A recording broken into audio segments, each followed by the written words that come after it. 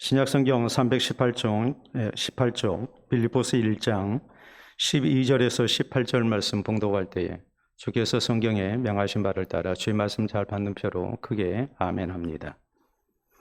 봉독합니다. 형제들아, 내가 당한 일이 도리어 복음 전파의 진전이 된 줄을 너희가 알기를 원하노라. 이러므로 나의 매임이 그리스도 안에서 모든 시대안과 그 밖 그 모든 사람에게 나타났으니 형제 중 다수가 나의 매임으로 말미암아 주 안에서 신뢰함으로 겁없이 하나님의 말씀을 더욱 담대히 전하게 되었느니라. 어떤 이들은 투기와 분쟁으로, 어떤 이들은 착한 뜻으로 그리스도를 전파하나니 이들은 내가 복음을 변증하기 위하여 세우심을 받은 줄 알고 사랑으로 하나 그들은 나의 매임에 괴로움을 더하게 할 줄로 생각하여 순수하지 못하게 다툼으로 그리스도를 전파하느니라. 그러면 무엇이냐? 거칠애로 하나 참으로 하나 무슨 방도로 하든지 전파되는 것은 그리스도니 이로써 나는 기뻐하고 또한 기뻐하리라. 아멘. 초대교회 당시에 교회의 신실한 지도자 가운데 우리가 잘 아는 어거스틴이 있습니다. 어거스틴은 그리스도인에 대한 정의를 이렇게 말합니다. 머리에서 발끝까지 할렐루야라고 말하는 사람, 그가 그리스도인이다라고 정의했습니다. 할렐루야는 하나님을 찬양한다는 말입니다.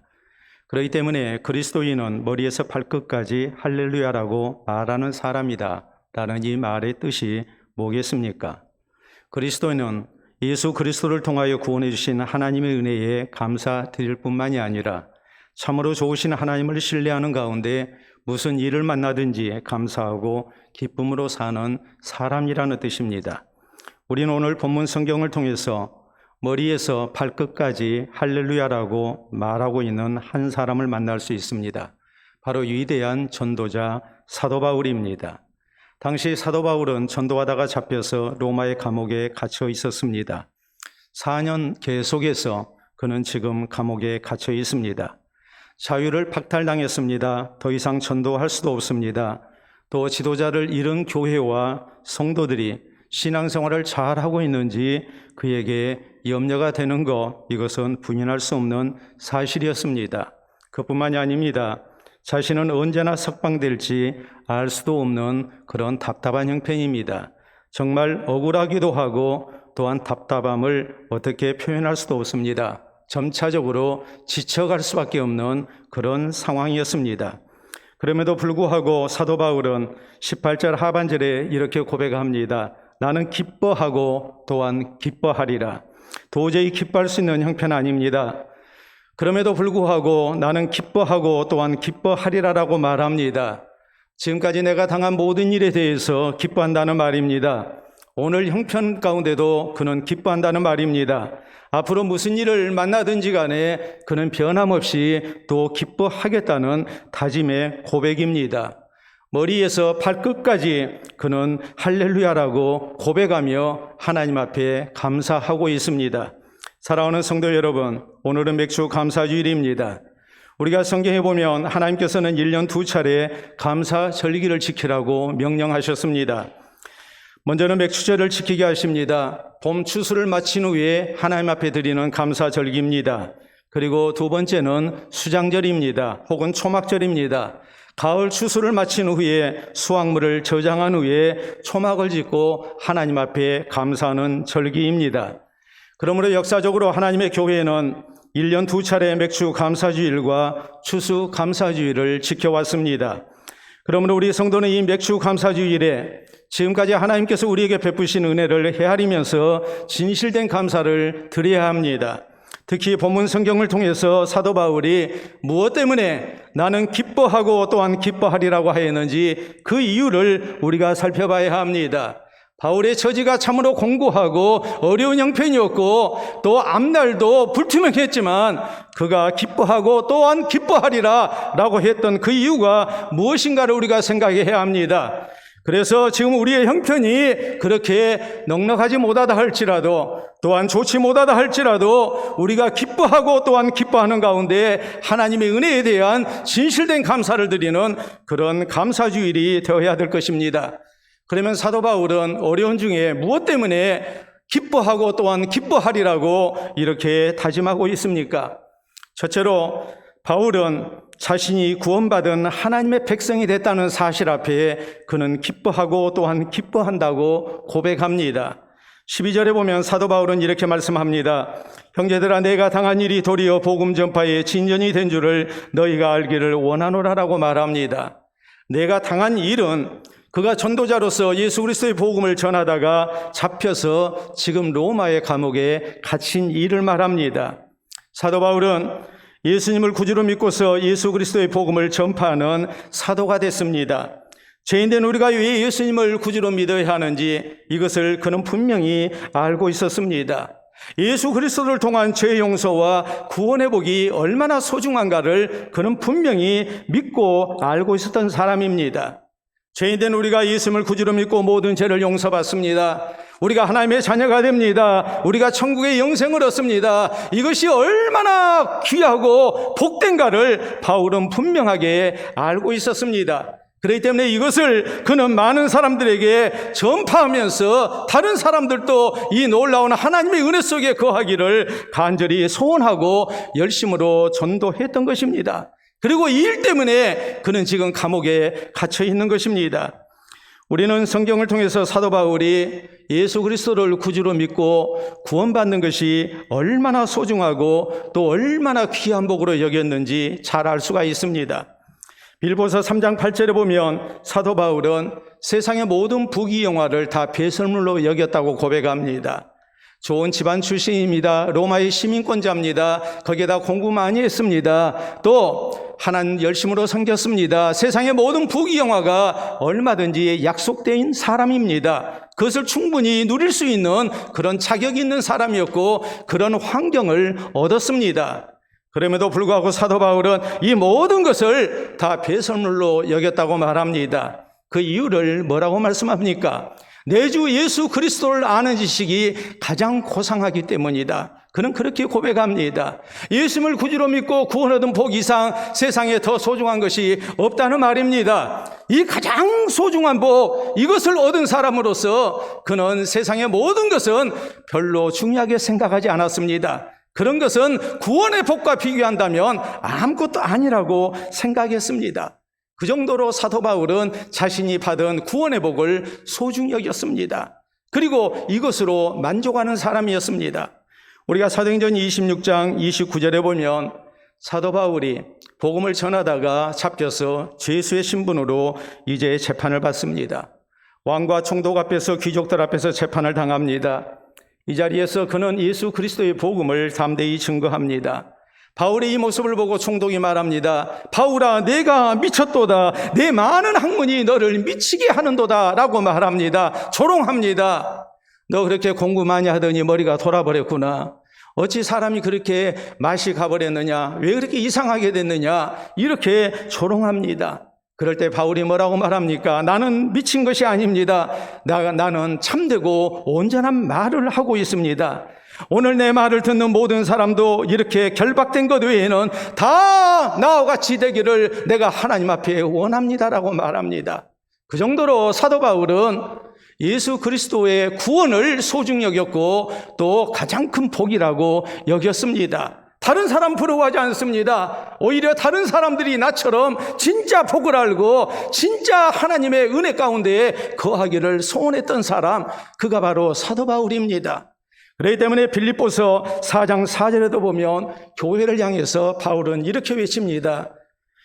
주 안에서 기뻐하라. 내가 다시 말하노니 기뻐하라라고 말합니다. 오늘 우리의 처지가, 우리의 형편이 좋지 못하다 할지라도 우리가 오늘 주 안에 있기 때문에, 주님 안에서 구원 얻은 백성이 됐기 때문에 이것으로 기뻐하고 또한 기뻐해야 한다고 이렇게 강조하고 있는 것입니다. 이 정도로 사도 바울은 예수 그리스도를 구주로 믿어서 구원 얻고 주님 안에 있는 것이, 하나님의 백성된 것이 얼마나 귀한 복인가를 분명하게 알고 있었던 사람이었습니다. 우리 예수님께서는 사람이 만일 온 천하를 얻고도 자기 생명을 잃으면 무엇이 유익하겠느냐고 분명하게 말씀하십니다. 우리 인생이 죄를 용서받고 구원받아서 천국의 영생을 얻어야만이 이것이 진짜 복을 받은 사람이라는 것을 주님께서는 강조하십니다. 세상에 우리가 많은 것을 얻었다 할지라도 우리가 구원받지 못한다면, 우리가 죄를 용서받고 하나님 앞에 우리가 떳떳한 모습으로, 의로운 모습으로 설 수 없다면 그 사람은 절대 행복할 수 없다고 주님께서는 강조하셨습니다. 우리가 예수님을 구주로 믿고 구원 얻는 것이 가장 큰 복이라는 말입니다. 그렇기 때문에 초대 예루살렘 교회의 성도들을 신앙생활하는 모습을 보면 우리가 잘 알 수 있습니다. 저희는 가난하고 또한 박해를 받고 있었지만 늘 감사하고 기뻐하며 살았습니다.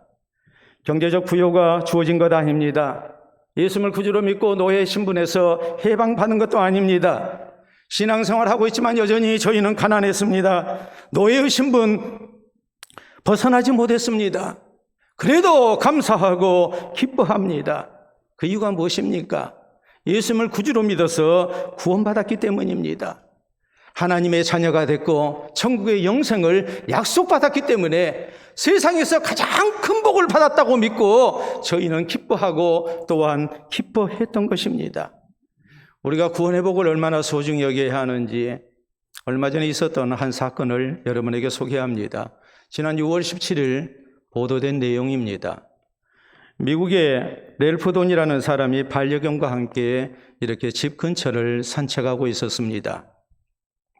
그런데 호수에 새끼 사슴 한 마리가 물에 빠져 허우적거리고 있었습니다. 반려견이 그 모습을 보더니 쏜살같이 이제 호수로 뛰어들었습니다. 그리고 헤엄쳐서 그 새끼 사슴에게 접근합니다. 사진으로 확인해 보도록 합니다. 여러분 보시게 되면 저렇게 새끼 사슴이 물에 빠져 허우적거리는데 이제 반려견이 뛰어들었습니다. 그리고 가까이 접근해서 다음 사진 보시게 되면 이렇게 구조를 합니다. 자, 다음 사진 계속 볼까요? 이렇게 물 밖으로 데리고 나와서 혀로 이제 핥아줍니다. 젖은 몸을 계속 핥아주죠. 다음 사진 보시게 되면 또 저렇게 계속 핥아줬습니다. 여기까지는 우리가 그럴 수도 있겠다. 우리가 이런 생각도 하고 그렇게 크게 감동까지는 되지 않습니다. 그런데 정말 우리에게 감동되는 일은 그 다음날 일어났습니다. 숲속에 있었던 어미 사슴이 이제 새끼 사슴을 데리고 갔고 다음날 이 반려견이 집안에서 막 짖는 거예요. 그러니까 주인이 좀 이상하다 생각이 들어서 이제 문을 열어줬습니다. 반려견이 뛰어나갔습니다. 그러더니 숲속에 뛰어들어갔는데 거기 어미 사슴하고 새끼 사슴이 감사하다고 찾아온 겁니다.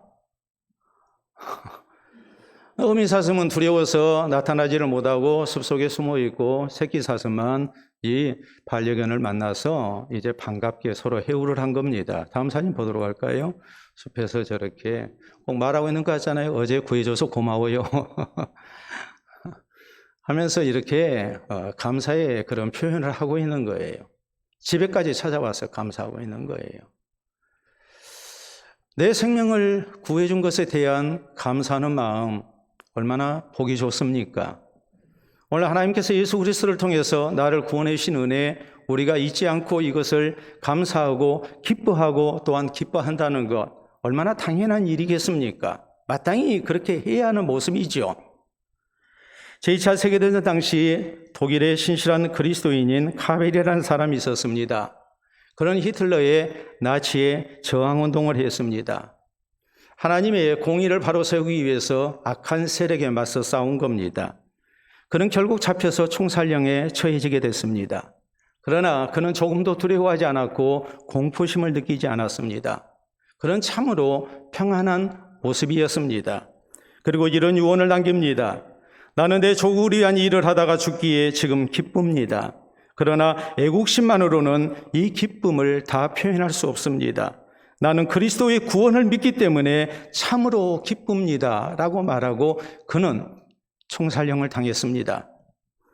예수 그리스도를 구주로 믿어서 구원받은 복이 얼마나 소중한가를 또 큰 복인가를 확신합니다. 그리고 천국의 영생을 바라보면서 그는 총살당하면서도 기뻐하고 또한 기뻐한 것입니다. 사랑하는 성도 여러분, 우리 성도들이 구원의 복을 잊지 말아야 합니다. 우리 모두 세상에서 가장 큰 복을 받은 하나님의 자녀인 것 다시 한번 믿고 우리는 감사할 수 있어야 합니다. 이 맥주 감사주일에 이 은혜에 감사하면서 내 처지와 형편이 내 마음에 부족하다 할지라도 우리는 기뻐하고 또한 기뻐해야 합니다. 무엇보다도 이 신령한 기쁨을 우리가 회복하는 감사주일이 되어야 됩니다. 그래서 이후로도 어떤 형편에서든지 항상 기뻐하고 또한 기뻐하며 사는 우리 모두가 될 수 있기를 바랍니다. 둘째도 사도 바울이 기뻐하고 또한 기뻐했던 중요한 이유가 있습니다. 그것은 그가 구원받았을 뿐만이 아니라 예수 그리스도의 복음사에게 전도자로 부르심을 얻고 쓰임을 받고 있었기 때문입니다. 바울은 과거 예수님을 구주로 믿지 않았던 사람입니다. 교회를 박해하는 데 앞장을 섰던 사람입니다.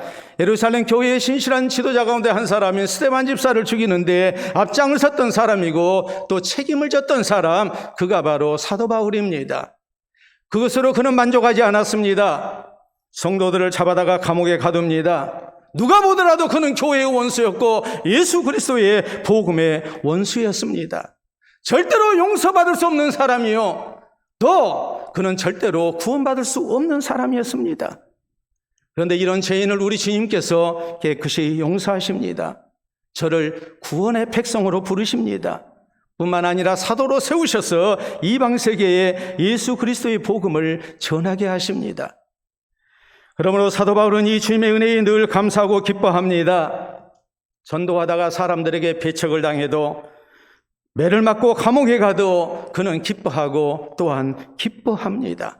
한 번도 그는 자신이 예수 그리스도의 복음을 전하는 사도가 된 것에 대해서 불평하지 않았습니다. 원망하지 않았습니다. 후회하지 않았습니다.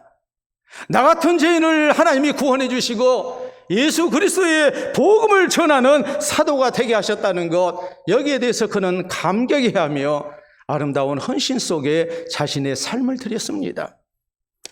이 감사와 기쁨 속에 지금도 전도하다가 잡혀서 로마 감옥에 갇혀 있지만 변함없이 그는 기뻐하고 또한 기뻐합니다. 우리 성도가 예수 그리스도의 복음사에게 하나님의 일꾼으로 쓰임받는다는 것, 이것이 얼마나 감사해야 할 일이고 또 영광스러운 일인가를 우리가 다시 한번 생각해야 합니다.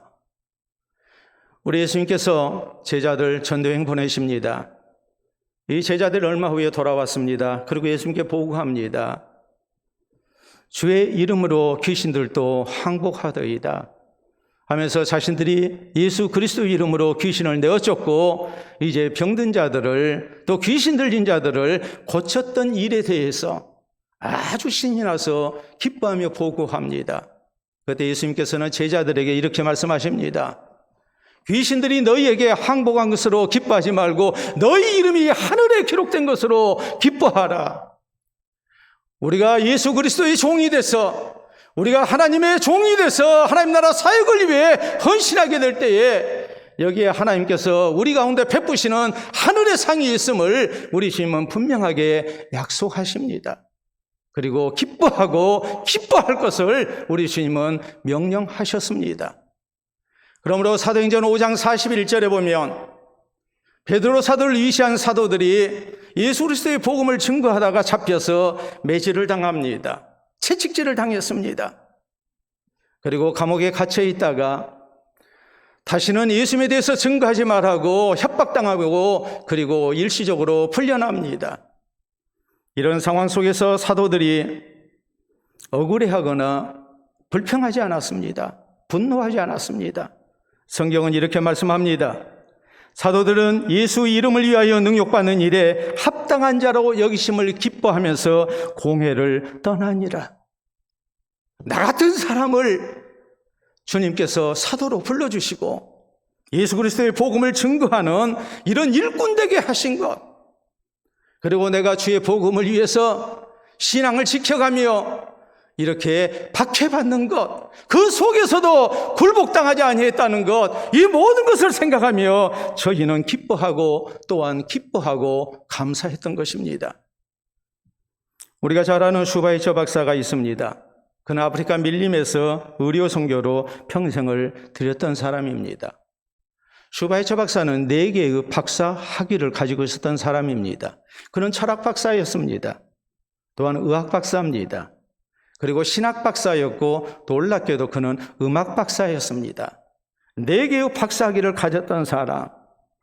세상적으로 볼 때에 그는 얼마든지 부귀영화를 누릴 수 있는 자격을 가졌고 또 명예롭게 살아갈 수 있는 조건을 가진 사람이었습니다. 그렇지만 평생 아프리카 원주민들을 위해서 헌신합니다. 예수 그리스도의 사랑으로 저희를 섬겼습니다. 사람들은 그를 밀림의 성자라고 불렀습니다. 그런데 한 번은 어떤 사람이 슈바이처 박사가 원주민들을 위해서 땀 흘리며 고생하며 일하는 모습을 보고서 안타까운 마음으로 이런 말을 합니다. 박사님과 같은 사람이 꼭 이렇게 고생스럽게 살아야 합니까? 박사님처럼 공부 많이 하고 또 굉장한 실력을 가지신 분은 이런 일 말고 다른 일로도 얼마든지 쓰임받을 수 있는데 꼭 여기 아프리카에서 이 고생을 해야 합니까? 이 말에 대해서 슈바이처 박사는 이런 말을 합니다. 나를 동정의 눈으로 보지 마십시오. 하나님의 손이 되어 쓰임받는 것이 얼마나 기쁜지 아십니까? 하나님 나라 복음사에게 내가 하나님의 손이 돼서 부르심을 받고 쓰임받는다는 것, 이것이 얼마나 감격스러운 일이고 감사한 일이고 기뻐하는 일인가를, 기뻐해야 하는 일인가를 슈바이처 박사는 분명하게 말합니다. 이것이 어찌 슈바이처 박사만의 경험입니까? 실제 신실한 성도는 봉사의 기쁨을 합니다. 헌신의 기쁨을 합니다. 섬기는 기쁨을, 나누는 기쁨을 합니다. 희생하는 기쁨을 합니다. 내가 하나님의 동역자가 돼서 하나님 나라 복음 사역을 위해서 쓰임받는 것이 얼마나 감사하고 영광스러운 일인가 신령한 기쁨을 알고 있습니다. 우리의 모든 수고를 하나님께서 받으시고 하나님 나라의 칭찬과 인정과 영광과 상급이 있다는 것을 확신하기 때문에 하나님 앞에 쓰임받는 것을 기뻐합니다. 힘들어도 오직 감사하는 마음으로 기뻐하고 또한 기뻐하면서 충성을 다합니다. 사랑하는 성도 여러분, 오늘 맥주 감사주일에 우리에게 이 감사와 기쁨이 있어야 합니다. 하나님께서 나를 하나님의 동역자로 세우시고 하나님의 뜻을 이 땅 가운데 세우심을 우리는 굳게 믿고 감사해야 합니다. 나를 통해서 하나님의 나라가 확장되고 있는 것, 또 나를 통해서 예수 그리스도의 복음을 많은 사람들이 듣고 구원의 백성으로 부름받고 있다는 사실, 이것을 생각하며 우리는 감사하고 또한 기뻐해야 합니다. 우리가 하나님 앞에 부르심을 얻고 하나님의 거룩한 일꾼으로 쓰임받고 있다는 것이 얼마나 감사하고 영광스러운 일인가를 생각하면서 우리는 감사하고 기뻐하는 성도가 되어야 됩니다. 그래서 오늘 우리의 처지와 상관없이 내가 하나님의 일꾼 되어서 쓰임받고 있는 것, 이것을 생각하면서 우리 모두 기뻐하고 또한 기뻐하고 뿐만 아니라 이후로도 늘 기뻐하면서 하나님 앞에 귀하게 쓰임받는 우리 모두가 될 수 있기를 바랍니다. 셋째로 사도 바울이 감옥 속에서도 기뻐하고 또한 기뻐했던 중요한 이유가 있습니다. 그것은 하나님께서 선하신 섭리 가운데 나의 삶을 주장하고 계심을 믿었기 때문입니다. 12절에 바울은 이렇게 말합니다. 형제들아, 내가 당한 일이 도리어 복음 전파의 진전이 된 줄을 너희가 알기를 원하노라. 바울은 복음을 전하다가 지금 감옥에 갇혀 있습니다. 그러므로 그 자신 더 이상 전도할 수 없게 됐습니다. 그런데 바울은 고백합니다. 내가 감옥에 갇힌 일이 도리어 복음 전파의 진전이 됐다. 더 복음이 잘 전파되는 계기가 됐다고 말합니다. 어떤 모습으로 복음이 더 잘 전파가 됐을까요? 13절 이하에 바울은 이렇게 증거합니다. 이러므로 나의 매임이 그리스도 안에서 모든 시대왕과 그 밖의 모든 사람에게 나타났으니라고 말합니다. 시대는 로마의 황제의 친위대를 말합니다. 그러니까 최정예부대죠. 보통 때 만날 수 있는 사람들이 아닙니다. 그런데 바울이 감옥에 갇혔을 때에 이 죄수인 사도 바울을 지키기 위해서 시대의 로마 군인들이 교대로 바울을 지켰습니다. 그러므로 사도 바울은 이것이 하나님께서 주신 귀한 전도의 기회라고 여기고 저희에게 예수 그리스도의 복음을 증거했습니다. 그럴 때 시대 가운데 예수님을 구주로 믿는 사람들이 생겨났습니다. 뿐만 아니라 그 밖 모든 사람에게 나타났다고 말합니다. 시대뿐만이 아니라 또 예수님을 믿는 다른 사람들이 생겨났습니다. 어떻게 해서 생겨났을까요? 우리가 14절 이하 말씀 봅니다. 형제 중 다수가 나의 매임으로 말미암아 주 안에서 신뢰함으로 겁없이 하나님의 말씀을 더욱 담대히 전하게 되었느니라. 전에 사랑하는 교회 성도들이 복음을 전하는 데 소극적이었습니다. 너무나도 박해가 심하고 나 혼자의 믿음 지키는 것도 쉽지가 않았기 때문에 저희가 숨어서 예수를 믿는 사람들이었고 감히 다른 사람에게 복음을 전하지를 못했습니다. 그런데 바울 사도가 감옥에 갇히게 되니까 이들이 이런 생각을 한 겁니다. 사도께서 감옥에 갇혔으니 우리라도 열심을 내야 되겠다. 우리라도 복음을 전해야 되겠다. 복음 전파에 소극적이었던 사람들, 신앙생활에 소극적이었던 성도들이 적극적으로 변한 겁니다. 그리고 바울을 대신해서 저희가 열심으로 예수 그리스도의 복음을 증거합니다. 그래서 믿는 사람들이 많아진 겁니다. 15절에 보면 어떤 이들은 투기와 분쟁으로 어떤 이들은 착한 뜻으로 그리스도를 전파하니라고 말합니다. 모두가 이런 착한 뜻으로 바울을 대신해서 전도한 것은 아닙니다. 어떤 사람들은 사도 바울에 대한 투기와 경쟁심으로 열심히 전도했습니다. 바울이 교회의 지도자인데 지도자인 사도 바울이 감옥에 갇혔을 때에 이제 우리가 열심히 하면 교인들한테 인정받고 바울의 자리를 차지할 수 있겠구나. 이런 순수하지 못한 생각 속에서 또한 열심을 내는 사람들이 있었습니다.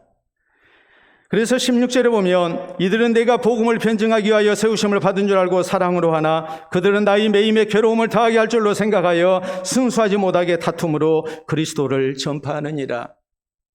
바울의 빈자리를 채우기 위해서 순수한 뜻으로 착한 마음으로 복음을 열심으로 증거한 사람들이 있었고 순수하지 못한 생각으로 바울의 지도자의 위치를 차지하기 위해서 경쟁심으로 복음을 전했던 사람들이 있었다는 말입니다. 그런데 그 결과는 어떠했습니까? 우리가 18절에 보면 바울은 이런 고백을 합니다. 그러면 무엇이냐? 거칠애로 하나 참으로 하나 무슨 방도로 하든지 전파되는 것은 그리스도니 이로써 나는 기뻐하고 또한 기뻐하리라. 어떻게 해서든지 예수 그리스도의 복음만 전파된다면 이건 감사한 일 아니냐? 이건 기쁜 일 아니겠느냐? 이러면서 모든 것을 하나님의 은혜로 바울은 받아들이고 있습니다. 자신이 감옥에 갇힌 일에도 하나님의 선하신 섭리가 있음을 그는 깨달았습니다. 그리고 기뻐하고 또한 기뻐한 것입니다. 내가 감옥에 갇혔기 때문에 더 이상 복음 전도가 쉽지 않을 거라고 생각했는데 그것이 아니었습니다. 오히려 복음 전파에 진전이 됐습니다. 이런 저런 모습으로 예수 그리스도의 복음이 더욱 왕성하게 전파됐고 믿는 사람들이 많아졌습니다. 그러므로 감옥 속에서도 그는 하나님께 감사합니다. 기뻐하고 또한 기뻐합니다. 사도 바울은 이런 신앙적 체험 속에서 우리에게 유명한 고백을 남깁니다. 바로 로마서 8장 28절에 있는 말씀입니다. 우리가 알거니와 하나님을 사랑하는 자, 그 뜻대로 부르심을 입은 자들에게는 모든 것이 합력하여 선을 이루느니라. 하나님은 좋으신 하나님이라는 말입니다. 하나님이 하시는 일 우리가 다 할 수 없지만 궁극적으로 하나님의 선하신 뜻을 이루는 아름다운 결과로, 복된 결과로 우리를 인도하고 계신다는 말입니다. 그렇기 때문에 사도 바울은 데살로니가전서 5장 16절로 18절에 말씀합니다. 항상 기뻐하라, 쉬지 말고 기도하라, 범사에 감사하라. 이는 그리스도 예수 안에서 너희를 향하시는 하나님의 뜻이니라. 우리가 만난 일이 지금 당장은 좋지 못하다 할지라도, 나를 고통스럽게 하고 내게 손해가 된다 할지라도 좋으신 하나님께서 선한 섭리 가운데 인도하셔서 결국은 좋은 결과로 나타내실 것이기 때문에 우리가 뭐 해야 합니까? 항상 기뻐해야 합니다. 좋은 일만 만나서 기뻐하는 게 아닙니다. 굳은 일 속에서도 우리는 합력하여 선한 섭리를 나타내실 하나님을 믿고 항상 기뻐해야 합니다. 하나님의 선한 섭리를 믿기 때문에 우리는 뭐 해야 합니까? 쉬지 말고 기도해야 합니다. 하나님의 선한 섭리를 믿기 때문에 우리는 뭐 해야 합니까? 범사에 감사해야 합니다. 이것을 바울은 외치고 있습니다.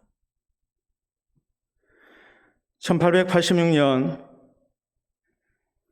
한 오페라단에 19살 난 첼로 연주자가 있었습니다. 이 청년은 지독한 근시였습니다. 눈앞에 글자도 읽지 못하는 아주 지독한 근시였습니다. 그러므로 연주를 하면서 그는 악보를 볼 수가 없었습니다. 방법은 하나입니다. 악보를 다 외우는 겁니다. 그래서 그는 외워서 연주했습니다. 그런데 한 번은 이 청년이 속해 있는 오페라단이 중요한 공연을 앞두고 있었는데 가수들과 지휘자 사이에 불화가 일어났습니다. 그래서 가수들이 파업을 선언했습니다. 저 지휘자가 있는 한 우리는 노래 부르지 않겠습니다. 그러니까 지휘자가 화가 났습니다. 나 이런 오페라단 지휘하지 않는다고. 그리고 나가버렸습니다. 중요한 공연을 해야 되는데 지휘자가 없는 겁니다. 단장이 얘기합니다. 지휘자가 없으니 우리가 이 공연을 포기해야 합니다. 큰일 났습니다. 그때 단원들이 얘기합니다. 우리 가운데 모든 악보를 외우고 있는 첼로 연주자가 있으니 그에게 지휘를 맡겨봅시다. 그래서 이 청년, 19살 난 청년이 오페라단을 그날 공연을 지휘하게 됐습니다. 지휘는 굉장한 성공을 거뒀고 모든 청중들이 일어나서 기립박수를 했습니다. 바로 이탈리아 출신의 20세기 최고의 지휘자로 평가받는 토스카니니의 데뷔 무대는 이렇게 이루어졌습니다. 토스카니니는 이를 계기로 첼로 연주자 대신에 지휘자가 됩니다. 그래서 결국 한 시대를 대표하는 세계적인 지휘자가 됐습니다. 이 토스카니니가 나중에 자신의 회고록에 이런 고백을 남깁니다. 우리 한번 보도록 하겠습니다. 나는 어려울 때 힘이 되신 하나님께 감사한다. 좋은 환경이 아니라고 불평하지 마라. 좋은 환경이 좋은 결과를 가져오는 것은 아니다. 아담은 에덴 동산이란 좋은 환경에서도 타락하지 않았는가? 눈물 나는 역경에서도 감사를 드린다. 흐르는 눈물로 인해 하나님을 더 분명하게 바라볼 수 있을 것이다. 역경에 처할수록 하나님은 우리에게 더 가까이 오시어 우리를 보호하시고 힘을 주신다라고 말합니다. 오늘 내가 만난 역경, 고난, 당장은 나를 힘들게 할지 몰라도 이 일을 통해서 우리는 눈물 속에 정결한 심령으로 하나님을 바라보게 됩니다. 우리의 신앙이 새로워지고 성숙됩니다. 뿐만 아니라 하나님께서 이 역경, 고난을 합력하여 선한 결과로 인도하시고 섭리하십니다. 그렇기 때문에 이 하나님을 생각하며 하나님의 섭리를 생각하며 우리가 함부로 불평하거나 낙심해서는 안 됨을 이렇게 강조합니다. 사랑하는 성도 여러분, 우리에게 이 신앙 고백이 있어야 합니다. 참으로 좋으신 하나님을 신뢰하고 우리 모두 하나님의 선하신 섭리를 믿고 살아야 합니다. 그래서 오늘의 어려운 일 속에서도 고난 속에도 하나님의 선하신 뜻이 있고 하나님이 합력해서 선한 결과를 주실 줄로 우리가 믿어야 합니다. 그래서 무슨 일을 만나든지 어떤 형편에서든지 감사하고 기뻐하고 또한 기뻐하며 사는 우리 모두가 될 수 있기를 바랍니다. 작년 프랑스에서 있었던 일입니다. 매스컴에 크게 보도가 됐고 많은 세계인들의 마음에 큰 감동을 가져왔던, 그리고 우리 신앙인의 신앙생활을 다시 한번 돌아보게 하는 그런 보도입니다. 프랑스에 93세 된 한 노인이 코로나에 감염이 됐습니다. 병원에 입원해서 워낙 이중한 그런 상황이었기 때문에 24시간 동안 산소 공급, 집중 치료를 받았습니다. 그래서 극적으로 목숨을 건졌고 완치돼서 퇴원하게 됩니다. 퇴원하게 될 때 병원 직원이 계산서를 보여주면서 이런 말을 합니다. 병원비가 좀 많이 나왔습니다. 왜냐하면 산소 집중 치료를 받았기 때문에 산소값이 560만 원 정도 나왔습니다. 그러면서 노인을 이해시키기 위해서 그래서 얘기를 한 겁니다. 그랬더니 노인이 눈물을 흘리기 시작했습니다. 병원 측에서 당황했죠. 아마도 많은 치료비 때문에 힘들어서 곤란해서 오시는가 보구나 이렇게 생각을 하고 위로를 합니다. 많은 치료비 때문에 너무 괴로워하지 마십시오. 대신에 귀한 생명, 건강을 얻지 않았습니까? 그때 노인이 전혀 뜻밖의 얘기를 하는 겁니다. 나는 치료비 때문에 우는 것 아닙니다. 내 경제적 능력은 치료비 전부 지불할 수 있습니다. 내가 우는 이유는 고작 24시간 동안 공급받은 산소 금액이 560만 원이나 된다는 사실 때문입니다. 나는 지난 93년 동안 날마다 하나님께 주신 산소를 마시면서 돈을 지불한 적이 한 번도 없습니다. 그러면 제가 하나님께 얼마나 많은 은혜를 받았고 빚을 졌는가라는 것을 생각하면서 나는 울고 있는 것입니다. 우리가 미처 깨닫지 못했던 하나님의 은혜, 생명이 경각간에 달린 그 위험한 상황을 통해서 치료 과정을 통해서 그리고 자신의 치료비 가운데 포함된 산소값을 통해서 그런 하나님의 은혜를 잊었던 하나님의 은혜를 새롭게 기억을 해낸 겁니다.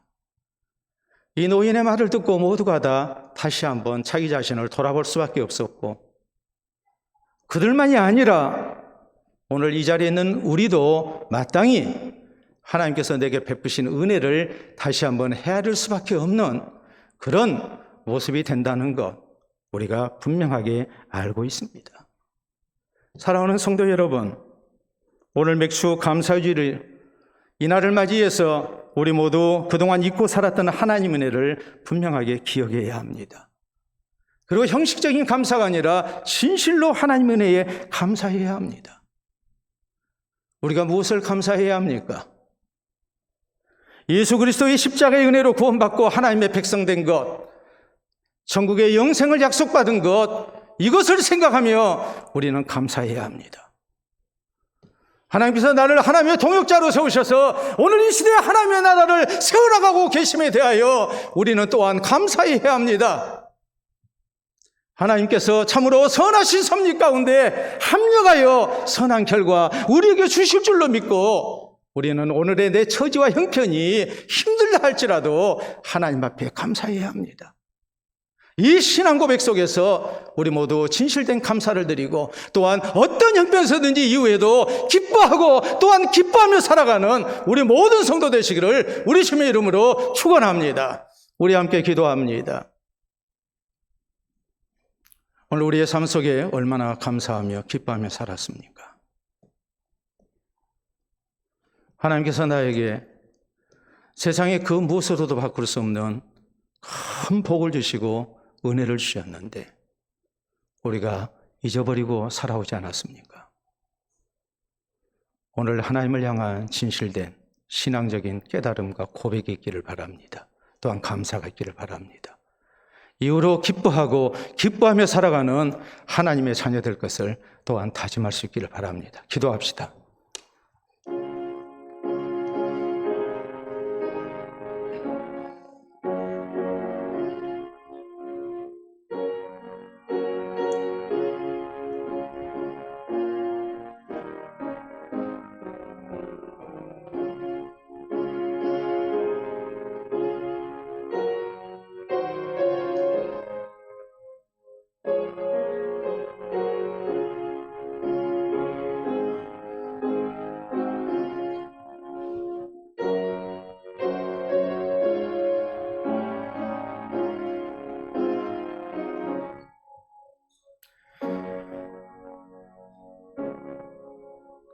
참으로 좋으신 우리 아버지, 은혜를 진심으로 감사합니다. 오늘 맥주 감사의 주를 맞이하여 허락하신 말씀 가운데 우리에게 베푸신 하나님의 크신 은혜를 다시 한번 헤아리게 하시고, 우리도 사도 바울처럼 기뻐하고 또한 기뻐하며 하나님 앞에 감사하는 백성 되도록 우리를 권고해 주심을 진심으로 감사합니다. 이 말씀을 우리의 마음속에 새기며 우리 입술을 통하여 주께서 베푸신 은혜에 대한 감사가 아름다운 신앙 고백으로 나타나기를 원합니다. 또 우리의 삶 속에서 이후로도 기뻐하고 또한 기뻐하며 사는 모습으로 나타나기를 원합니다. 구원의 감격을 우리가 잃지 않게 하시고 늘 이 은혜에 감사하며 살게 하여 주시옵소서. 또한 우리가 하나님의 통역자 되어 주의 나라 사역을 위하여 주의 교회 가운데서 아름답게 쓰임받고 있음을 감사하는 우리 모두가 되게 하시고, 굳은 일 속에서도 합력하여 선한 역사를 나타내시는 하나님의 선한 섭리를 믿고 우리가 믿음으로 감사하는 성도들이 되게 하여 주시옵소서. 그래서 이후로 어떤 형편에 있든지 우리가 감사하며 사는 성도들 되게 하시고 기뻐하며 또한 기뻐하며 살게 하시사 하나님께 영광이 되며 또 주님께서 더욱 사랑하시는 믿음의 백성들이 될 수 있도록 인도하여 주시옵소서. 오늘 허락하신 귀한 신령한 기쁨이 우리의 사는 날 동안 사라지지 아니하게 하시고 주께서 베푸신 은혜를 헤아릴 때마다 다시 한번 진실된 감사가 있게 하시고 참된 기쁨이 있도록 역사하여 주시옵소서. 감사하며 예수님 이름으로 기도하옵나이다. 아멘.